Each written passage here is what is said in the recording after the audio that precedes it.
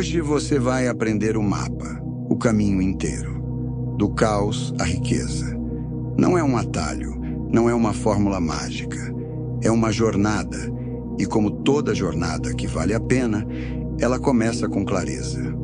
A economia comportamental mostra que a maioria das decisões financeiras é emocional, não racional. Daniel Kahneman, prêmio Nobel e pai da psicologia econômica, chamou isso de pensar rápido. Decisões guiadas por medo, ansiedade e desejo imediato.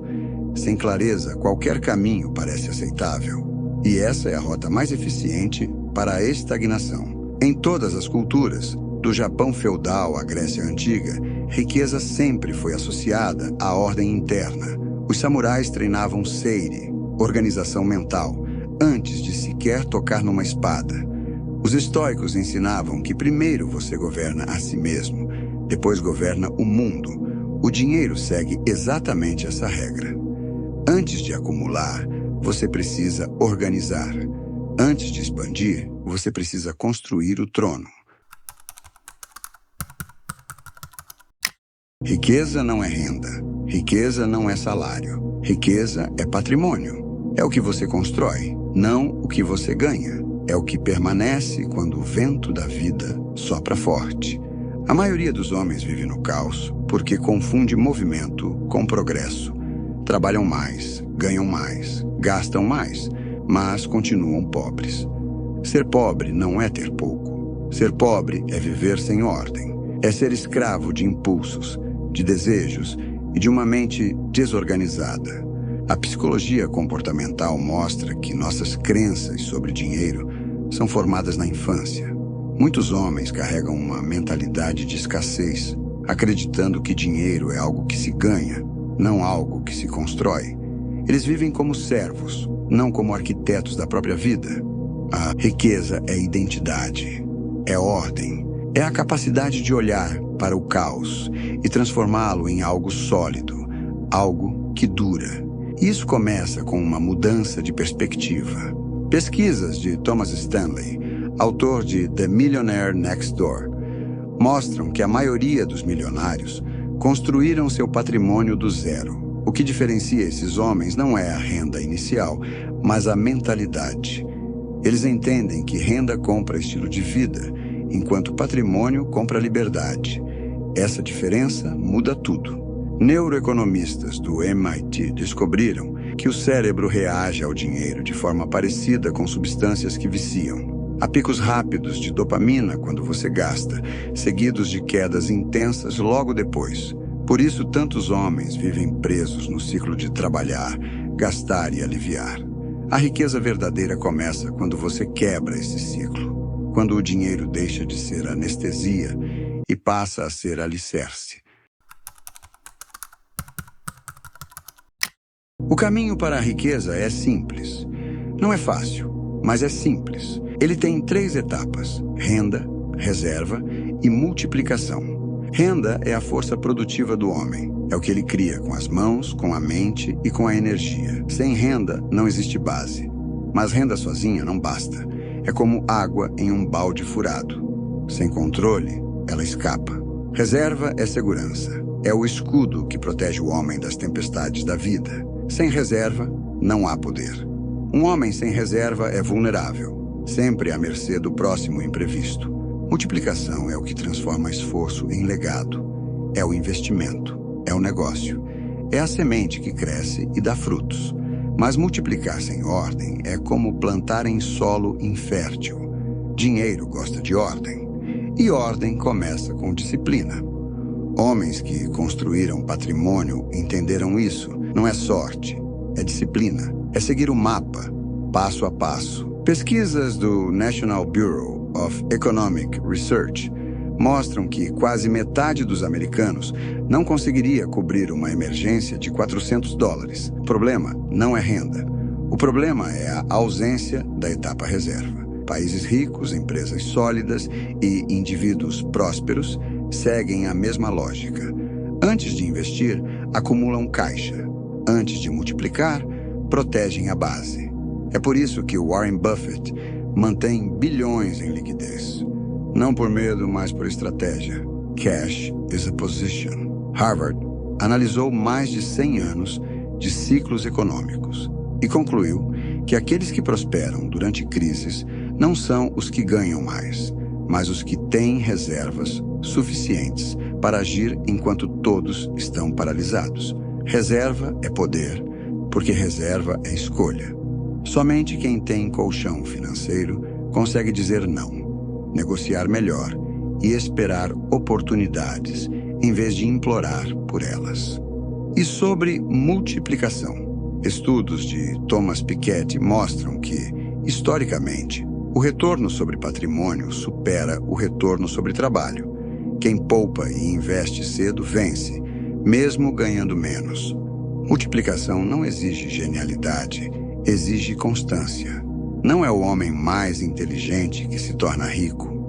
É o inteligente, disciplinado, consciente de como funciona o jogo. É o homem que entende que renda cria conforto, reserva cria segurança e multiplicação cria liberdade.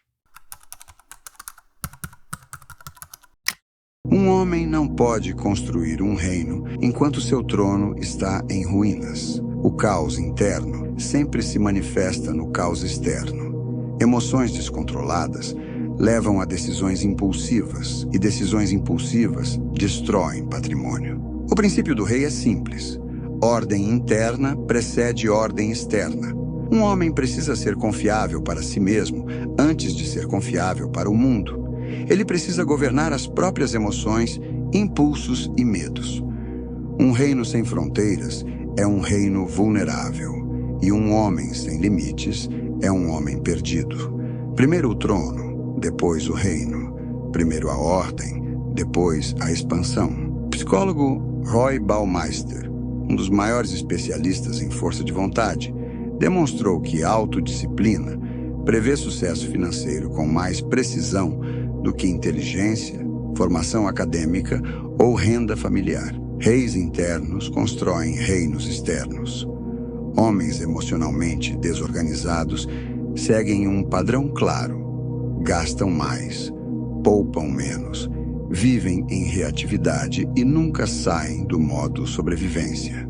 Na história, impérios só prosperaram quando seus líderes consolidaram o trono antes de expandir.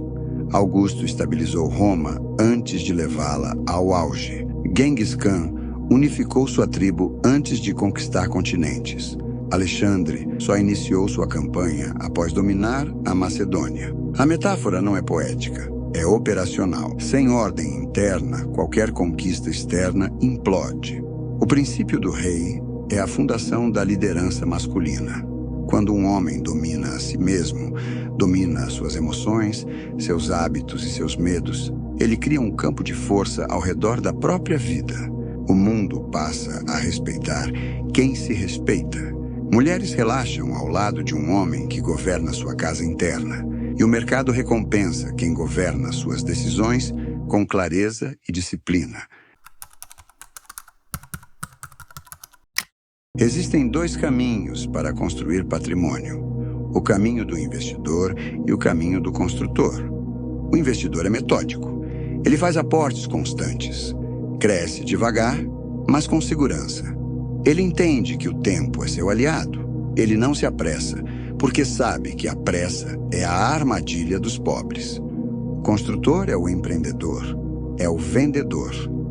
Ele assume riscos maiores, mas também tem potencial para ganhos muito maiores. Ele precisa de coragem, de visão e de uma personalidade forte. Não tente seguir os dois caminhos ao mesmo tempo.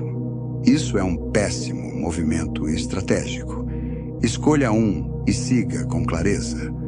Um estudo da Cambridge Judge Business School analisou mais de 5.000 trajetórias de enriquecimento e concluiu que pessoas que tentam alternar entre empreender e investir ao mesmo tempo têm quedas bruscas na taxa de sucesso. Isso acontece porque dispersam energia mental, emocional e estratégica. O cérebro humano não opera bem em duas frentes de risco, diferentes ao mesmo tempo. Riqueza exige foco. Foco exige renúncia. Jeff Bezos, antes de criar a Amazon, estudou profundamente a lógica dos juros compostos e concluiu que, embora investir fosse seguro, a assimetria da internet era maior. Ele escolheu um caminho. Ray Dalio, no extremo oposto, construiu um império inteiro apenas como investidor. 2 homens, 2 caminhos, um princípio. Escolha um destino e construa a estrada. Tome cuidado. O erro fatal dos homens é investir sem estrutura, é construir sem base, é confundir velocidade com direção.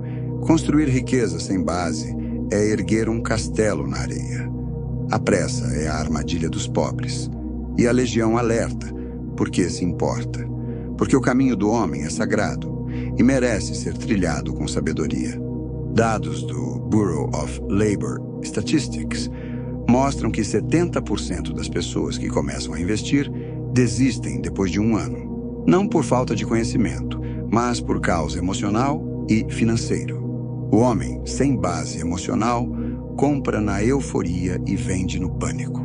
O homem sem base financeira investe aquilo que deveria estar guardado como reserva. Os dois quebram. É por isso que na legião repetimos: disciplina antes de ambição, estrutura antes de expansão. O alerta existe porque o preço da pressa é alto. A pressa financeira destruiu gerações. A pressa emocional destrói a vida moderna. E todos os dias, a legião resgata homens que estavam a poucos passos de cometer o erro fatal: tentar enriquecer com a mente ainda pobre, desorganizada, impulsiva e instável. O primeiro passo para evitar o erro fatal não é aprender a investir, é aprender a pensar. Depois disso, investir fica simples. Riqueza é identidade, é ordem. O mapa é simples, mas exige disciplina. O homem deve escolher seu caminho e caminhar com clareza. A verdadeira virada de chave acontece quando o homem percebe que riqueza não é um evento, é um reflexo de quem ele se tornou. Estudos da psicóloga Carol Dweck mostram que indivíduos com mentalidade de crescimento constroem mais patrimônio ao longo da vida, porque deixam de buscar atalhos e passam a buscar evolução. Riqueza é consequência de maturidade. Pobreza é consequência de impulsividade. No final, o dinheiro não cria o homem, ele revela o homem. E a jornada da riqueza é a jornada daquele que decide se levantar, assumir a responsabilidade pela própria vida e construir algo maior do que ele mesmo. Esse é o ethos da legião. Transformar o homem comum em um homem consciente. Transformar caos em clareza. Transformar intenção em poder. E, acima de tudo, transformar um homem perdido em um homem que lidera. Força e honra. Deixei um vídeo de recomendação para você. Tenho certeza que vai agregar muito para a sua vida. Te vejo lá.